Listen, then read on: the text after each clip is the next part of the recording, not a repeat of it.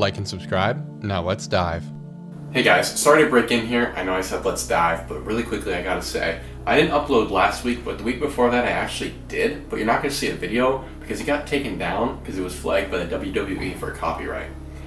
I didn't actually break any of their copyright rules, but what I did in that video was I called out the WWE for their involvement in Chris Benoit's demise and the demise of his family, and then magically, during the explanation bits of what happened, both of those segments got flagged for copyright. I tried to appeal it, but if you don't know, YouTube's appeal process goes directly to the person who filed the claim against you, so the WWE, and they blocked it.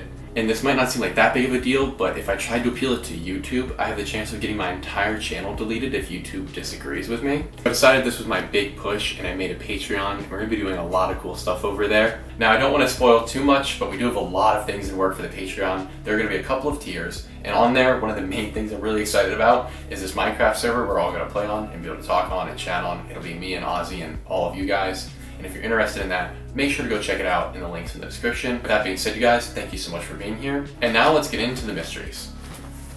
Entry number 1 begins with a post to r/internet mysteries from a user named 99 cents isn't a dollar. It reads as follows. Weird YouTube channel I found looking at another subreddit earlier today. I'm not exactly sure what this channel is, just that it has a really bizarre art style and whatnot. Color me intrigued, so let's see where this goes. Based on the screenshot attached below, it was actually kind of difficult to find the channel because you can't just search up his name. However, once I did find it, I began to notice some oddities. What am I saying? The entire channel is an oddity. The channel has over 2,900 videos and 173 subscribers. And the channel, named Grog, has been posting the same style of video for over 10 years. It's downright disturbing and just plain weird. But I'll quit the yap and just show you. Sunny days and happy days, feel puppets play.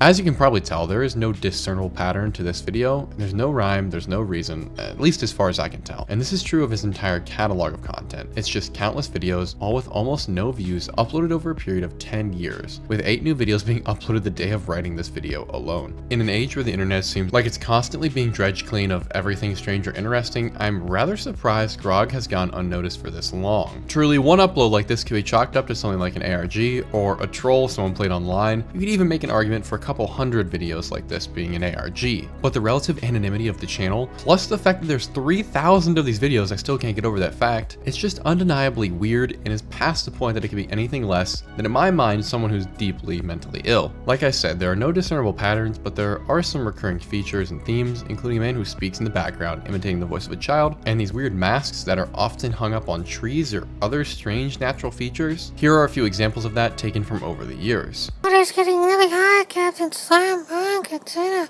flood the village. Scaredy, I need you to tell all the people of the valley to report to the Great Hall. However, other than what we've discussed, I have no idea what all this could be, and I leave it up to you to dive further than this and let me know down below. Cinderella. No, not Cinderella, although there are some similarities. Cinderella is something I can assure you you have never heard of, so strap in, this is about to get saucy. And it all begins with this single post from Wacapaka over on r/internet mysteries. Cinderella, mysterious French UFO cult that I can't find a lot of information on. I was bored and scrolling through the list of UFO religions on Wikipedia, but then I saw the 22nd listed cult, a cult called Cinderella. This cult didn't have a Wikipedia page linking to it. The only thing that was linked and had anything to do with the cult was in the founders section. Jean-Paul Appel-Guiré wrote Timeless Voyage, which conveys similar beliefs to the group. Timeless Voyage being a comic book published in 1982. Upon my first reading, I was a little sus as to how true or deep this rabbit hole could be, since Waka admits that this cult ranks number 22 on Wikipedia's list of UFO religions, which 22 to me sounded pretty high. I mean, how obscure could it be then, right? And let's just say more than you or I when I first started this could have imagined, and yet somehow it's also everywhere. Now you may be asking what I mean, because I sound a little insane, so let's continue. Cinderella is actually one of several names for this cult, with the two other most popular names being Galactius and Iso-Zen. However, despite how much you may search for any of these three names, the results you find will be limited to a very small handful of articles, some in English and the majority in French. But from these, we get enough to know the basics of what this cult was and how it originated. The cult began in France, most likely during the 1960s, and we don't quite know, nor do we know when it stopped, or if it actually ever did stop, but we presume it's somewhere in the 90s. At its face, from the very little we can glean, Cinderella was a cult that emphasized alien worship and debauchery of the highest order. Concerning the platform, I won't get into it, but just presume some questionably old people engaging in illicit activities with some questionably young people is only the tip of that iceberg. But I'm all over the place, so let me get back to the beginning. Jumping back to the cult's founding, Cinderella from the outside appeared to most to be no more than a gathering of like-minded individuals. Cinderella members would be seen in public just hanging out, and from what some first-hand accounts say, they were seemingly irresistible for many. It's like the members just had a certain glow about them. This glow generated enough curiosity for dozens of people to approach these small groupings in public places like parks, each day seeking to know more about who they were. By all accounts, they were very open about some of the things they believed. Cinderella members would discuss their esoteric beliefs and how they lived life on a daily basis. It would have all sounded very new agey, which at the time actually was still fairly new, and for anyone who really didn't have their seismometer tuned correctly, they would have seemed relatively innocent. For instance, the group was strictly vegetarian, so at least not as annoying as vegans. They didn't drink, smoke tobacco, or do any other sort of drug, not necessarily for any health reasons, but more so because they believed this tainted their minds. Okay, so what's wrong with them then? It almost seems like a health advocacy group. Well, our first issue is going to arise when we zoom in on what exactly they mean by the word tainted. And as you can assume, members of the Cinderella cult did not exactly mean they had the gassies when they said tainted. Tainted for them meant they were less or completely ineffective conduits for the receipt of information from aliens who were seeking to commune through them through their minds. You know, the usual. And this may sound crazy, because it is, but this is only where this whole thing begins. The leader of the group, as far as we know, is just about the only individual you can get a track on for this cult. He was a man by the name of Jean-Paul Appel, who we are aware really did exist and was involved in this cult somehow. Appel was a French author who wrote a comic book in 1982 named Timeless Voyage, and let's just say it was a fever dream to say the least. In it, Appel discusses some rituals and practices that jumped off the page in a very real sense for many. It was so alluring that the Order of the Solar Temple purchased thousands of copies of this comic, handing it out to people for free as a way of illustrating their beliefs. And this is really important for context. The name Order of the Solar Temple may or may not be familiar to you, but they were a cult involved in murders, rapes, and one final act in 1994, that being a mass ritual suicide.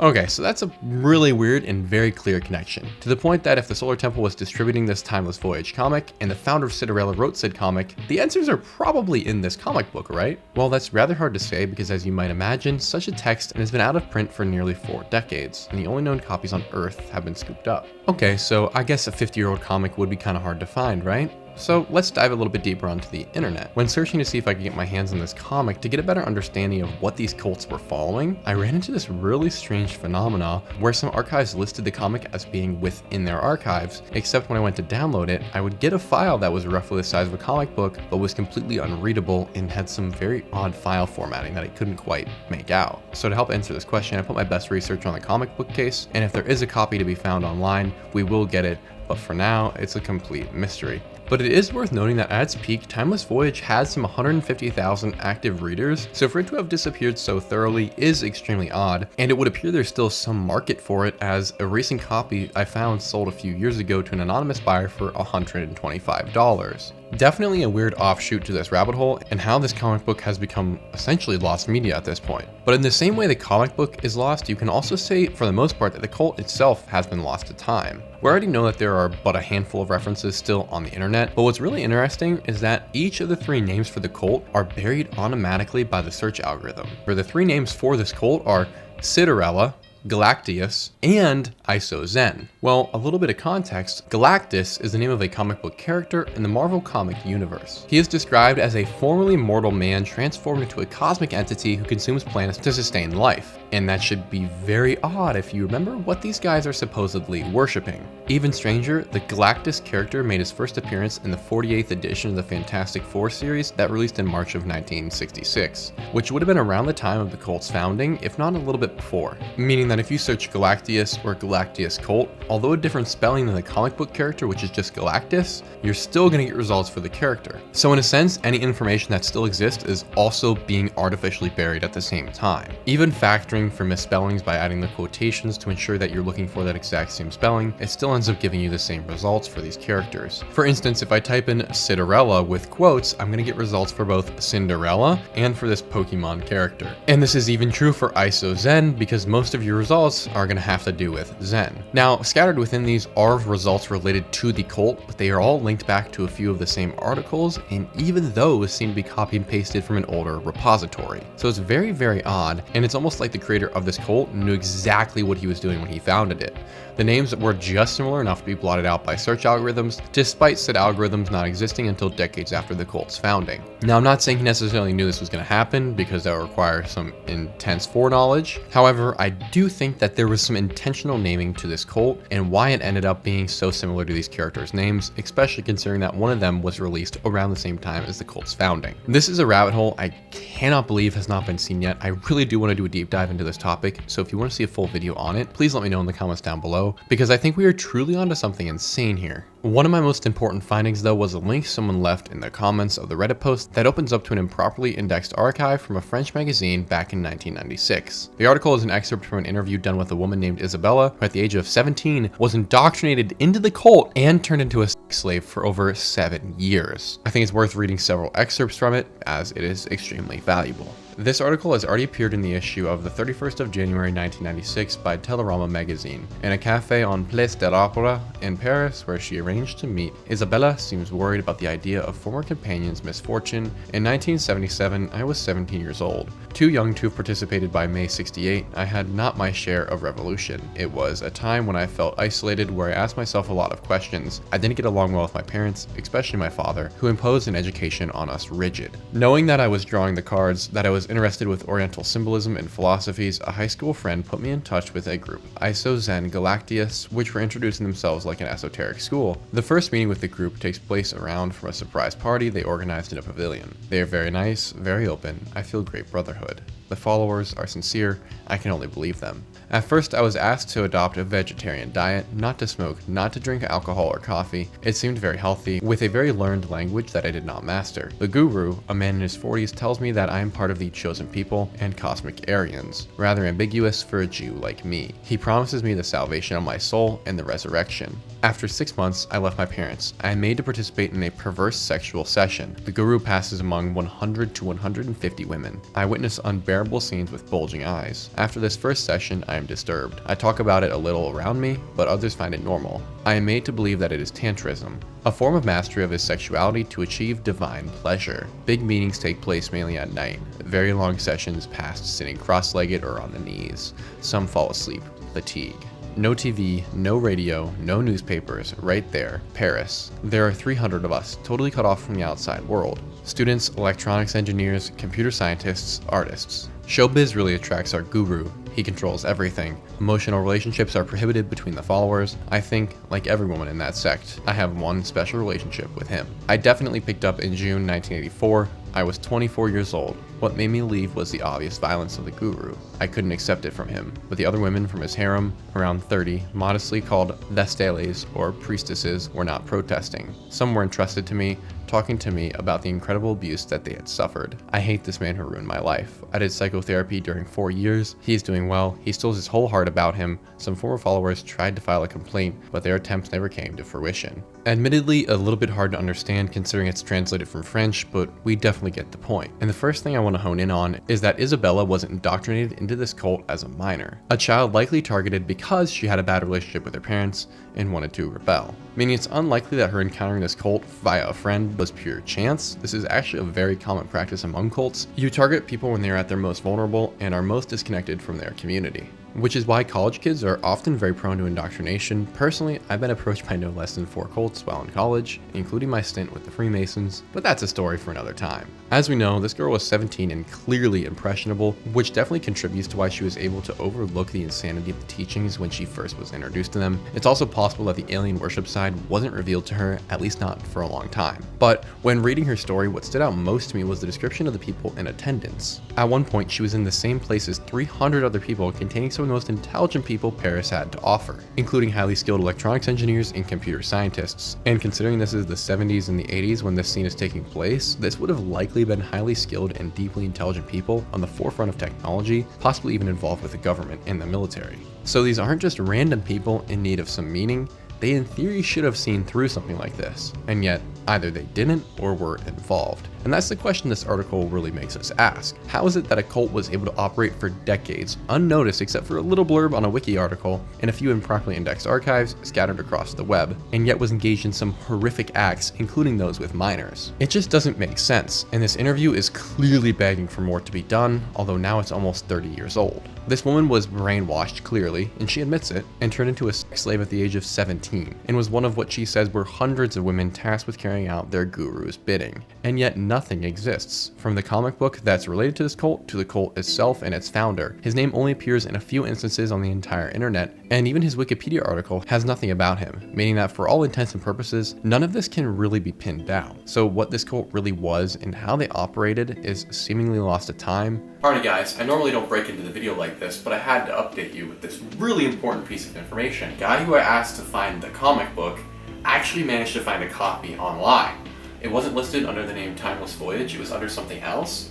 However, we were able to purchase it. It's just going to take over a month to get here. I'm not really sure why, because it says it's already shipped, so I'm not sure what's going on. I'm a little worried that this cult now has both my address and my name, but that seems like a problem for later. I just wanted to let you guys know, because we're definitely going to make several update videos on this, and I'll read through the comic book with you if it actually gets here, because I'll be one of like 5 people on Earth, I guess, that has this thing, as far as I'm aware, because it seems to have been totally forgotten. Not sure how this seller got it. It seems like some random Chinese seller that sells a bunch of junk, but we'll take it. Now back to the pre-recorded mysteries for you guys. Well, I can only imagine that I'm gonna get flagged for this one if Nex and Goon did, but hey, I think. Hello, I am YouTube's new AI copyright infringement detection software. I am an advanced system that can automatically find and remove copywritten content without interrupting the rest of the video. This segment was flagged for violating the copyright of Padma McCord. Please ensure you follow the guidelines when uploading your content. Thank you so much and enjoy the rest of the video.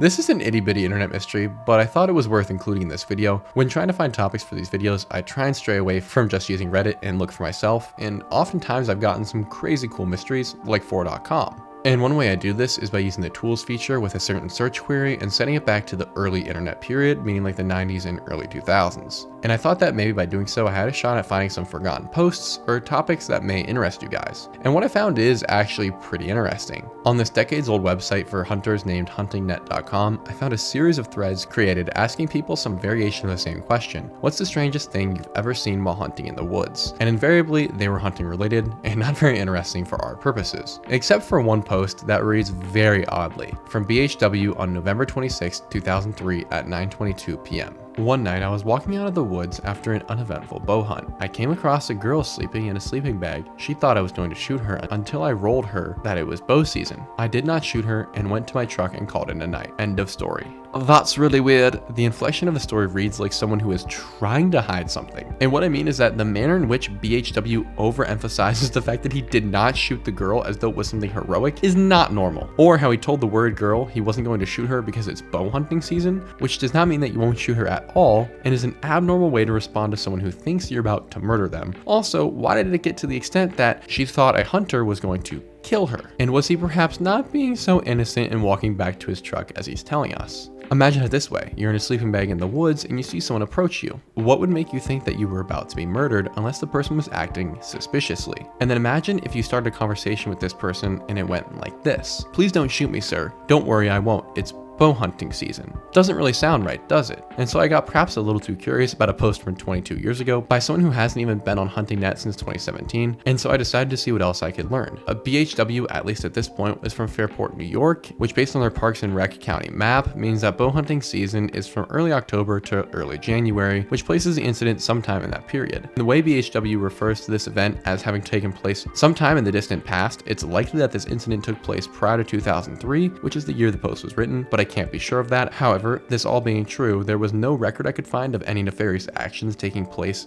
in that region in that period, in part because a major case broke that year of a hunter who was murdered in 2003. So I don't really know what this is. The post read way too weird for me to be able to assume immediately that this was just a strange dude, but I am limited to what I can find as one individual. So I really wanted to put this in here so you guys could research it and see if you can find something else, because it set off my susometer just a little too much. So I would really appreciate it if some of you guys would look into it and let me know what you find down below. Thank you guys so much for watching. If you made it to the end of the video, make sure to comment. The empanadas are delicious. That being said, thank you guys for 9,500 subscribers. We're almost at 10,000, which is an insane number. I just want to thank you guys again for everything you're doing for the channel. I really hope you enjoyed this video, and I can't wait to see each and every one of you in the next one.